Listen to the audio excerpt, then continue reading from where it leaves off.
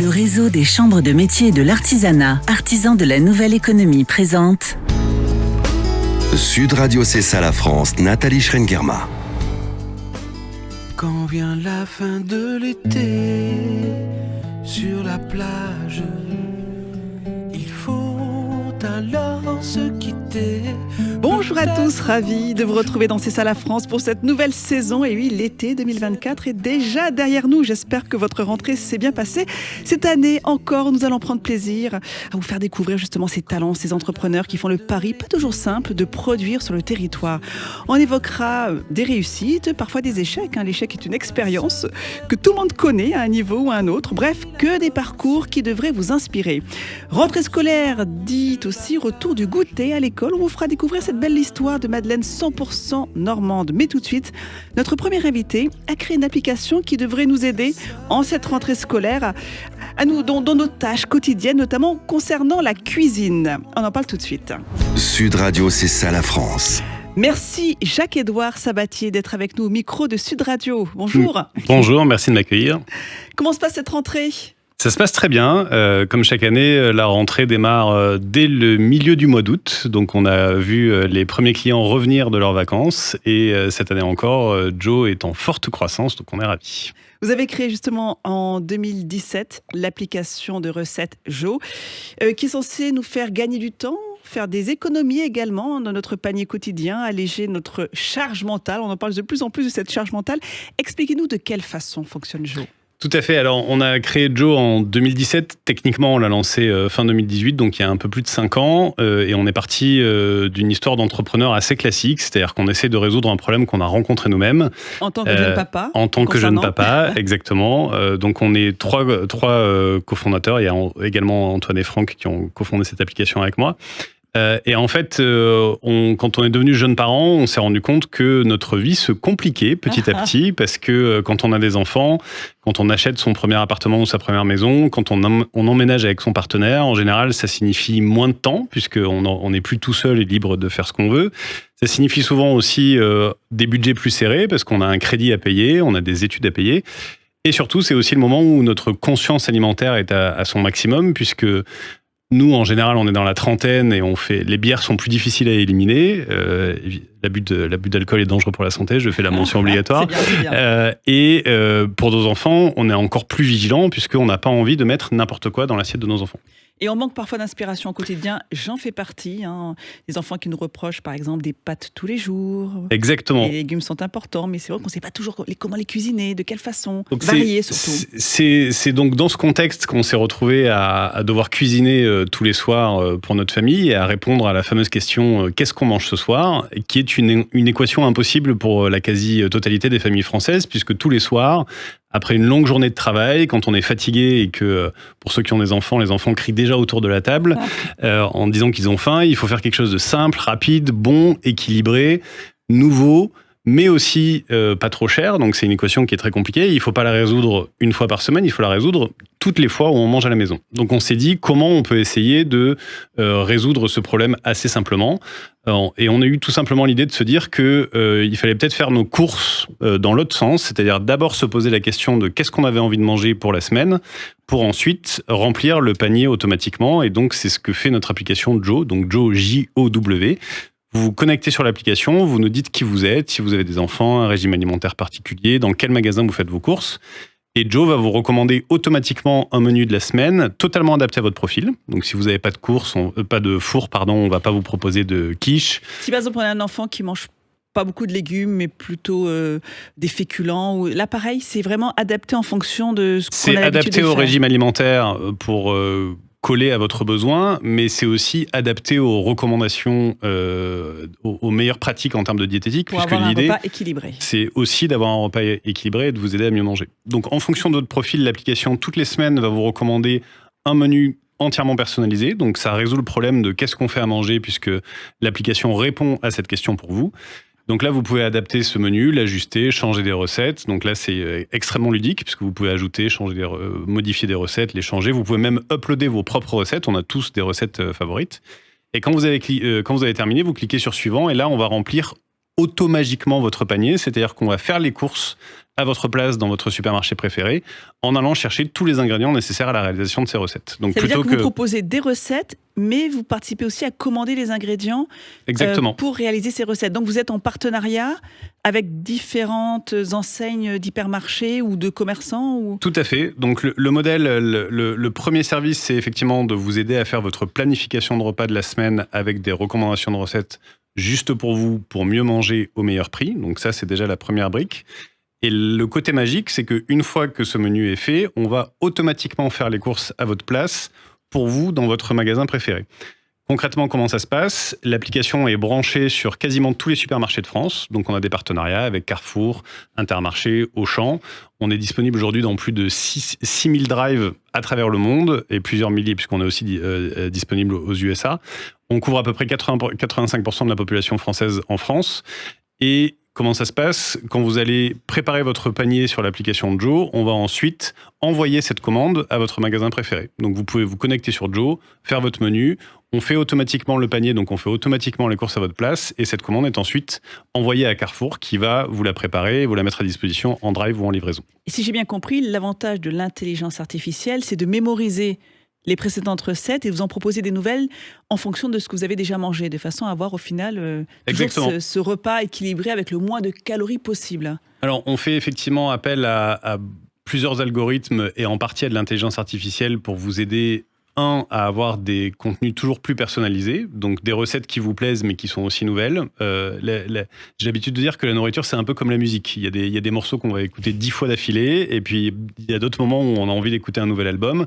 Les recettes, c'est pareil. Dans toutes les familles, il y a des recettes qui reviennent toutes les semaines et il y a d'autres recettes qui reviennent où il y a d'autres soirs où on a envie de nouveautés. Donc, notre algorithme aide à faire ça. Il va aussi aider à optimiser le panier. Donc, il y a une fonctionnalité qui est hyper importante et très utilisée sur notre application, qui est que vous pouvez prédéfinir le budget de vos courses. Donc, vous pouvez dire, j'ai 100 € pour faire les courses cette semaine pour ma famille, et l'application va vous faire le meilleur menu possible en fonction de ce budget. Donc ça, c'est une aide au choix et une aide au contrôle de votre budget. Et le dernier élément, c'est que notre technologie va vous aider à optimiser votre panier. Donc, ça va chercher automatiquement les produits en promotion. Ça va mutualiser les quantités entre les recettes. Donc, on va faire en sorte de vous proposer 2 recettes avec le même ingrédient pour acheter la quantité mutualisée de cet ingrédient entre les recettes. Donc, toute l'intelligence à laquelle vous pouvez penser pour trouver les meilleurs prix, trouver les bonnes promos, optimiser les quantités et avoir des recettes qui vous ressemblent est prise en compte par notre technologie. C'est-à-dire que ces données-là, vous les avez par vos partenaires dans les différentes grandes enseignes. Au niveau des promotions, de ce qui peut se faire en ce moment à prix réduit, de façon à pouvoir là, toujours ajuster. Tout à fait. Pour la personnalisation, il y a toute une partie déclarative, c'est-à-dire qu'au moment où vous vous inscrivez à Joe, vous dites « je mange plutôt de ceci, j'ai tel équipement de cuisine, mon régime alimentaire, je mange pas de produits laitiers par exemple, ou j'aime pas la coriandre ». Donc ça, c'est les éléments de personnalisation que vous allez déclarer vous. Ça, c'est le premier élément. La deuxième couche, c'est ce qu'on va constater de votre comportement sur l'application. Si à chaque fois que je vous propose une recette avec des brocolis, vous la supprimez, je vais comprendre au bout d'un moment de moi-même qu'il faut peut-être pas pousser sur les brocolis. Encore qu'il y a plein de manières de faire manger des brocolis aux enfants. Et le troisième élément, effectivement, c'est l'historique de votre consommation. C'est-à-dire que si je vois que vous achetez régulièrement des pommes de terre ou des gnocchis, je vais vous pousser plus de recettes qui contiennent cet ingrédient, puisque je pars du principe qu'a priori, c'est un ingrédient que vous aimez. C'est impressionnant de voir comment l'intelligence artificielle a révolutionné le secteur de l'agroalimentaire, de la grande distribution. C'est à la fois impressionnant et on est en même temps au tout début de l'histoire. Impressionnant parce que c'est vrai que quand on s'amuse avec ChatGPT, on peut lui demander plein de choses, on peut générer des images, on peut générer des vidéos. Et en même temps, on n'est que au tout début. Dans l'innovation, il y a un modèle qu'on suit beaucoup qui s'appelle le Gartner Hype Cycle, qui en français dans le texte veut dire grosso modo que il y a une phase d'enthousiasme exacerbé au début quand une innovation sort, et puis après le soufflet retombe un petit peu et il faut attendre quelques années supplémentaires pour que des applications réelles voient le jour. C'est un peu le cas dans notre écosystème, c'est-à-dire qu'aujourd'hui vous pouvez demander à un assistant d'IA de vous générer un menu pour la semaine. Mais vous allez souvent utiliser une interface voix ou texte qui n'est pas idéale parce que vous n'allez pas voir les visuels, vous n'allez pas voir les ingrédients, vous ne pourrez pas forcément choisir les produits.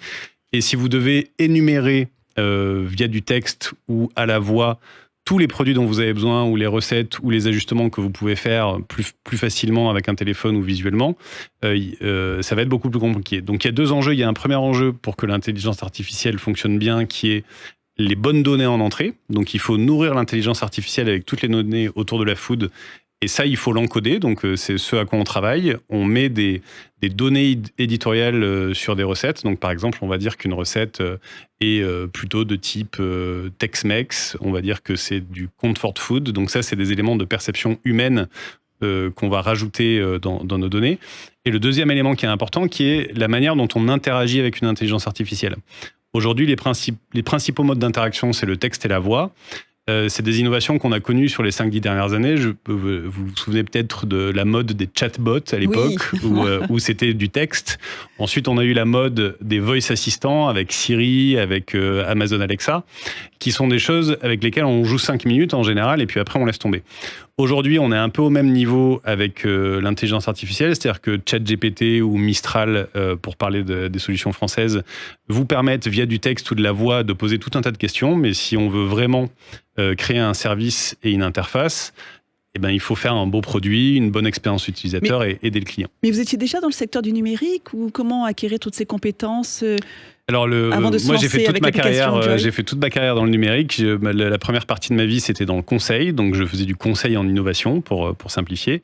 La deuxième partie de ma vie c'était dans les médias, donc j'ai travaillé pour une grande chaîne de télévision payante en France et je m'occupais de toutes leurs activités numériques.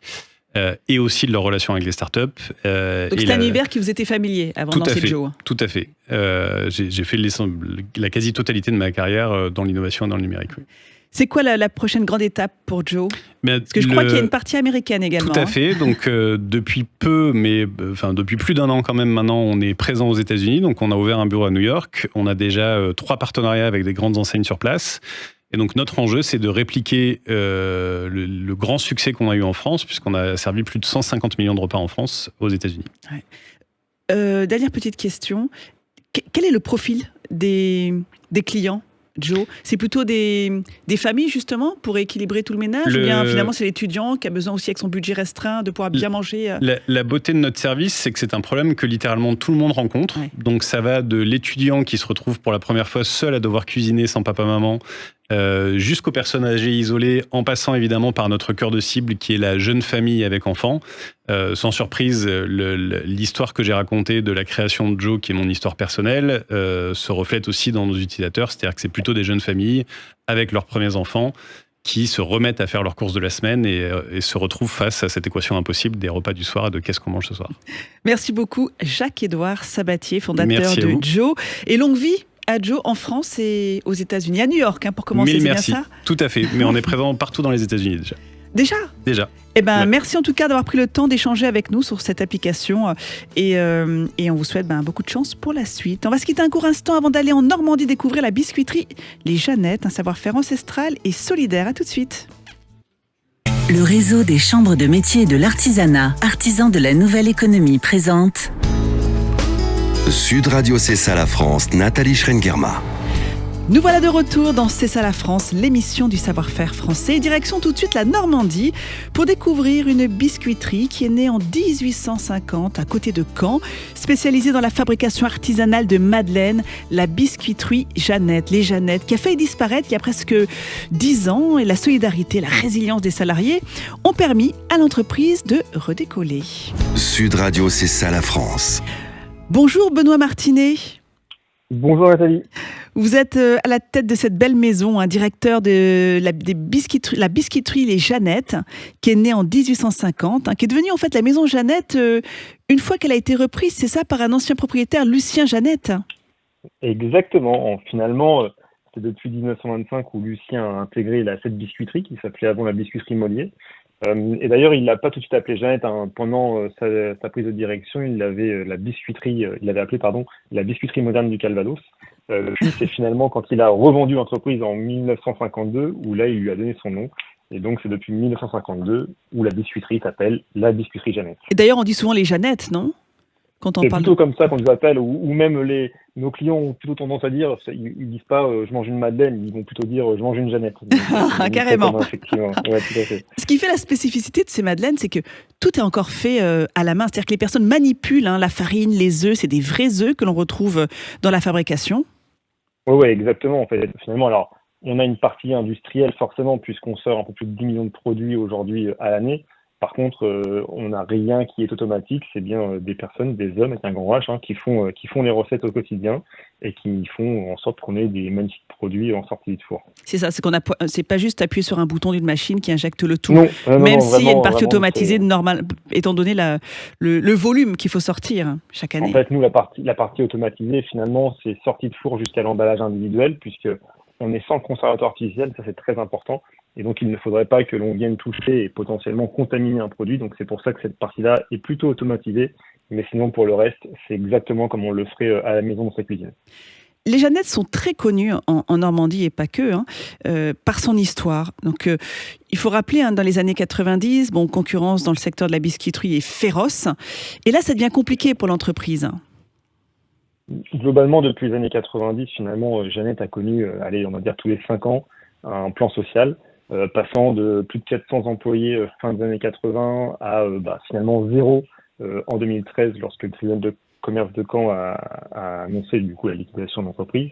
Donc effectivement, elle a traversé quand même des périodes qui étaient plutôt assez compliquées, malgré le fait que début des années 90, tenait un grand groupe, mais finalement ça n'a pas suffi. Oui. Alors, ce qui est assez étonnant dans cette histoire, ce sont les salariés qui vont faire grève, qui vont occuper les locaux, justement à la fin des années 2013, après cette liquidation judiciaire. Et du coup, les huissiers n'ont jamais pu vraiment récupérer les machines pour les revendre, en fait. Exactement. C'est ce qui se passe en général dans le cadre d'une liquidation. Ouais, c'est exactement ça, finalement. Lorsque les salariés à l'époque ont entendu dire que l'entreprise allait être mise en liquidation, ils se sont tout de suite mobilisés. Et ils ont occupé jour et nuit pendant 344 jours l'entreprise avec un roulement avec plutôt les femmes la journée et les hommes la nuit. Et puis entre deux, grâce à des fonds solidaires ou en tout cas des choses comme ça, ils ont pu relancer quelques petites productions, ce qui a permis aussi de faire plaisir à tous ceux qui soutenaient Jeannette. Et puis surtout, ça a permis de faire parler de Jeannette, ce qui a fait aujourd'hui, on est aussi encore là puisqu'on a eu la chance d'avoir le soutien de clients et de parfaits inconnus. Et c'est aussi grâce à eux si aujourd'hui nous sommes là. Oui, et grâce à ça, l'entreprise a pu trouver un repreneur, mais surtout une opération de financement participatif. C'est pour ça qu'on parle d'une opération solidaire qui a sauvé les Jeannettes. Oui, exactement. En fait, il y a eu une levée de fonds qui a été réalisée pour la relance. Et du coup, donc on a constitué à partir de ça une holding où à l'intérieur de ça, nous avons quelques parfaits inconnus, mais surtout sinon des anciens collaborateurs de la biscuiterie qui justement ont pu relancer la biscuiterie. Voilà, et grâce à ça, cette tradition a pu être sauvegardée. Alors, comment se porte justement la biscuiterie aujourd'hui et comment vous innovez pour constamment coller aux nouvelles envies des consommateurs ? Eh bien, aujourd'hui, la biscuiterie se porte plutôt bien. Moi, j'ai eu la chance en partie la reprendre et l'intégrer en 2019, juste avant le Covid. Là où on s'est posé des questions, on s'est dit c'était peut-être pas la bonne date pour la reprendre. Mais en tout cas, aujourd'hui, on se porte bien. Ça fait 3 ans où nous dégageons un résultat qui est positif. Alors attention, on n'est pas non plus multimillionnaire, bien loin de là, tout en sachant qu'on a encore beaucoup de pertes à essuyer avant de pouvoir en faire quoi que ce soit. Donc aujourd'hui, ça se passe plutôt bien. Et effectivement, innover dans le milieu de la madeleine, c'est pas simple, puisque une madeleine reste une madeleine. Par contre, aujourd'hui, on est plutôt, nous, sur une niche, on va dire, puisque on est vraiment sur la partie premium. C'est ce que j'allais vous demander. Ingrédients. Vous êtes vraiment sur... si on prenait l'exemple de la mode, vous seriez sur le prêt-à-porter haut de gamme, non ? Ça serait ça ? Oui, tout à fait. Oui, exactement. En fait, aujourd'hui, une des particularités de nos produits, donc il faut savoir que l'on fait des madeleines, c'est ce que l'on fait le plus, mais on a aussi des financiers et des cakes. Mais 100% de nos produits sont faits à partir de beurre d'Isigny AOP. C'est une vraie fierté. On défend aussi la Normandie à travers l'Isigny AOP, où on défend le monde agricole, puisque le fait d'être en AOP, on valide aussi une certaine rémunération des agriculteurs. Une appellation d'origine protégée. Oui. Tout à fait. Et en fait, aujourd'hui, on est Nous sommes quasiment les derniers à utiliser un beurre AOP pour ce genre de produit-là, donc c'est une vraie fierté, c'est ce qui nous différencie. Et des puis, vrais on œufs, est je le là répète, parce que vous n'êtes pas nombreux à Ouais, utiliser des vrais œufs pour faire des œufs de des poule élevés madeleines. en plein air, frais, exactement. En plus, cassés pas très loin de chez nous, à Lisieux. Donc, vous voyez, on essaye au plus de travailler sur de la Le partie circuit court, locale. quoi, la région essentiellement. Ouais, tout à fait. Ouais, tout à fait. La région ou la France. Ou la France, ouais. Et au niveau des saveurs, là aussi, régulièrement, vous travaillez en interne pour essayer d'inventer des nouvelles madeleines. Oui, exactement. On essaie de sortir des saveurs qui changent un petit peu de l'ordinaire. Ce qu'il faut savoir, c'est que nous, on n'a aucun arôme artificiel. On est vraiment que sur de l'arôme naturel. Donc ça, c'est très important. C'est aussi la qualité de nos produits. Et effectivement, on a des petites phases comme ça où on s'amuse un petit peu, on sort des petites choses. Là, par exemple, pour l'été, on a sorti une madeleine au yuzu. C'est un rhume japonais, mais du coup, qui est très frais. Enfin, c'est hyper chouette. Et puis, bien évidemment, par contre, et notamment pour ceux qui ne nous connaissent pas, la meilleure à manger, je crois, c'est la madeleine nature, la plus simple, entre guillemets, mais dans laquelle on retrouve vraiment le goût de la Normandie, surtout le goût du beurre. Merci beaucoup, Benoît Martinet, d'avoir pris le temps de nous présenter la biscuiterie Les Jeannettes. De bonnes madeleines à retrouver à la rentrée, on imagine, dans le goûter de nos écoliers. Merci, bonne journée à vous, Benoît. Merci Nathalie, au revoir. Il est temps de retrouver Thibaut, notre French Trotter. Sud Radio, c'est ça la France, avec Thibaut le French Trotter. Et oui Nathalie, on est dans le Var, près de Toulon, plus précisément au pied du mont Coudon, on est au milieu des oliviers. Et on a la chance d'être avec Magali Kaufmann, gérante du moulin du Partégale. Et c'est un moulin très ancien, je crois qu'il date du XIVe siècle. C'est ça Magali ? Oui, tout à fait, il date du XIVe siècle. Et c'est le grand-père de mon mari qui l'avait racheté contre quelques pièces d'or. Et là je suis devant ces vestiges gallo-romains, devant ce bel aqueduc qui acheminait l'eau de la source jusqu'à la roue à auger qui permet d'actionner le moulin. Alors, ça menait l'eau à la roue à auger qui faisait tourner ensuite les engrenages de la meule. Et ces engrenages sont toujours là ? Toute cette partie ancienne est toujours là. Bien sûr, elle ne marche pas, mais le reste du moulin artisanal marche toujours. La meule et la presse marchent toujours. Aujourd'hui alimenté par un moteur électrique. Eh oui, tout à fait. Mais la meule en granit n'a pas bougé. N'a pas bougé. Le broyage pierre contre pierre est toujours le même. On essaie de faire une huile de qualité, notamment à la meule, et puis aussi au moulin moderne. C'est pour ça qu'il y a quelques années, nous avons changé de matériel de production et on a pris un matériel beaucoup plus technologique, voilà, exactement. C'est ça, en fait, le Partégale, c'est l'alliage de l'ancien et du nouveau, de la technologie. C'est ça. Comment on pourrait définir cette huile que vous produisez ici ? Nous avons différentes huiles qui s'adressent à différentes personnes, à différents goûts. Mais je pense qu'on peut la qualifier de sincère. Sincère, authentique comme vous Magali. Merci, merci beaucoup. Il y a une spécificité aussi ici au Moulin du Partégale, c'est que vous ouvrez vos portes largement à la visite. Tout à fait, en fait ce n'est pas qu'un musée, c'est un lieu de fabrication, mais en dehors de ces moments de fabrication, on a des visites guidées.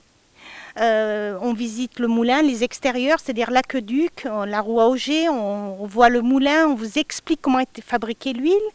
Et on fait aussi un petit cours sur la traçabilité, c'est-à-dire on explique la réglementation sur les étiquettes, non pas pour critiquer les huiles, mais pour expliquer, à lire une étiquette tout simplement, et on termine par une dégustation de nos huiles, de nos produits, tout cela bien entendu gratuit. Est-ce qu'on peut aller à l'intérieur ? Mais bien entendu. Allez, on y va. Donc on est passé à l'intérieur du moulin, et j'aimerais Magali que vous nous décriviez cette meule d'origine. Oui, alors elle est constituée d'une mare, où on entrepose les olives, d'une pierre en granit, et perpendiculaire une autre pierre en granit d'une tonne de chacune. Ça s'appelle le broyage pierre contre pierre. Et tous les engrenages sont en buis. Donc on met 260 kg d'olives dedans.